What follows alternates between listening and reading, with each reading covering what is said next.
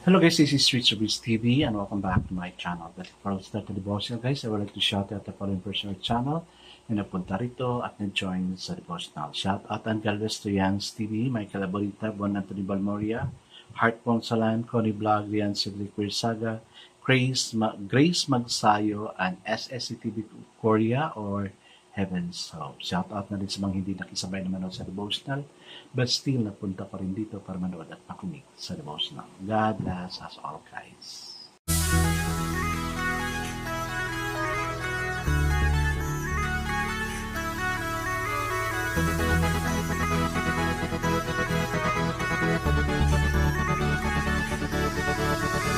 Rich TV, where you heard it, number one is on the top.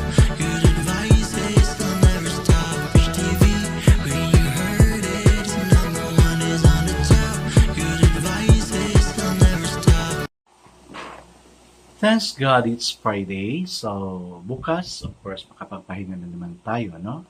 Sa mga kapatiran natin ng mga SDA, of course, they have a chance. There's really a chance for them to go to respective churches. No? Tayo naman, naghanda tayo for our church on Sunday.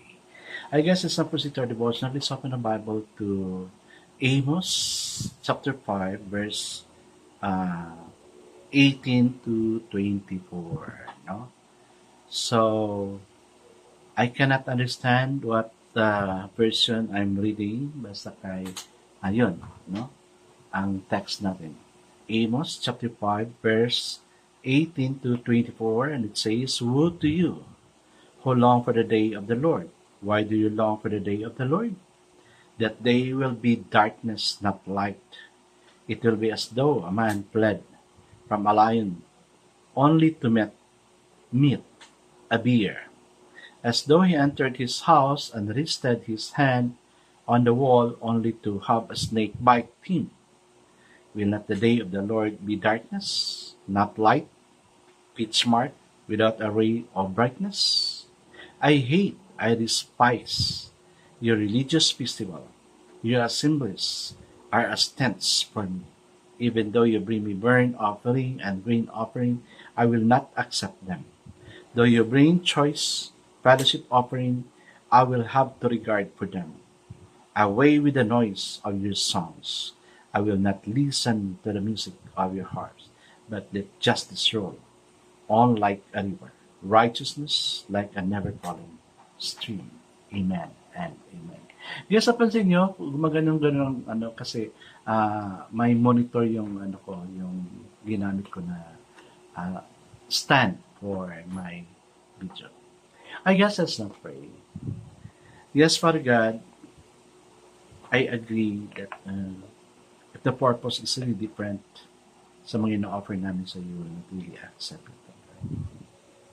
It's a rebuke, and that's what many are doing.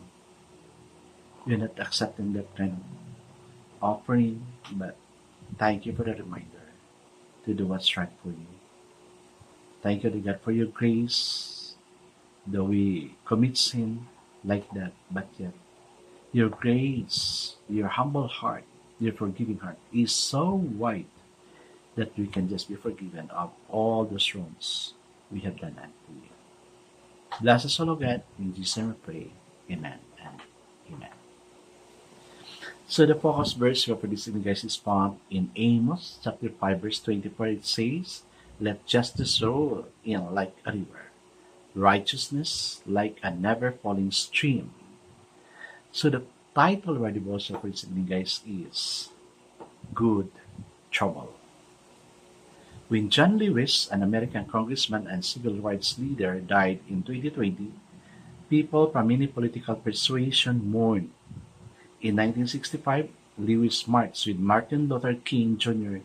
to secure voting rights for the black citizens. During the march, Lewis suffered a cracked skull. God, very dangerous, no? Cracked skull. Causing scar he carried the rest of his life. When you see something that is not right, not just, not fair, Lewis said, you have a moral obligation to say something. To do something, he also said, Never ever be afraid to make some noise and get in good, necessary trouble. Kasi nga, good trouble yung purpose niya. No? Lewis learned early that doing what was right to be faithful to the truth required making good trouble. He would need to speak things that were unpopular. The prophet Amos knew these too. Seeing Israel's sin and injustice, he couldn't keep quiet. Amos denounced how the powerful were oppressing the innocent and taking bribes and depriving the poor of justice in the courts, while building stones mansions with lush vineyard, rather than maintaining his own safety and comfort by staying out of the fray. Amos named the evil. The prophet made good necessary trouble, but this trouble aimed at something good. Justice for all, let justice rule on like a river. Amos exclaimed, when we get into good trouble, the kind of righteous, non-violent trouble, justice requires, the goal is always goodness and healing. Amen. Guys, parang nakarelate ako dito. No? Just like what happened during the election, may nangyari talaga. Yung bayaran mo. Well, that's just my opinion. No? Sorry, it's just my opinion. But if it's true then, kaya naman nagot kay Lord yan. No? Kaya naman nagot kay Lord yan. Basta kami, andito lang kami. Leaders pa naman sila, pero yun yung mga ginagawa nila. Hi guys, my question dito. Where do you sense the Holy Spirit might be prompting you to make some good trouble? Meron ba? ito siguro, good trouble. Oh, bato-bato sa langit, matamaan ka, huwag kang magalit. No? This is not me speaking, but God is just using me to be a mouthpiece para sa Kanya. Huwag kang magalit. This is just a learning. Siguro, this is a good trouble. Kaya yung iba umalis na. No? Or they're just, siguro natamaan sila sa word. As I said guys, no, I'm just a mouthpiece na ginagamit ni Lord. Okay, second question. How can you discern the God way to do just that? Well, we can sense if it's good and have a good purpose, then God will really honor it. And God will really bless it.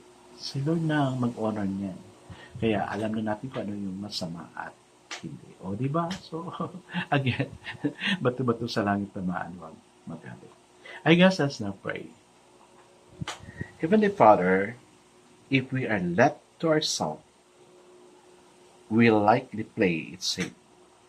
Stay comfortable, keep quiet. But I know that you might ask something different. Help us discern what to do to honor you. Amen and amen. Yes, guys, we need to be discerning in order to know what is right. God bless us always because I know God surely bless us 10 times better. This is again Richard TV. Kita-kita tayo ulit. Paalam!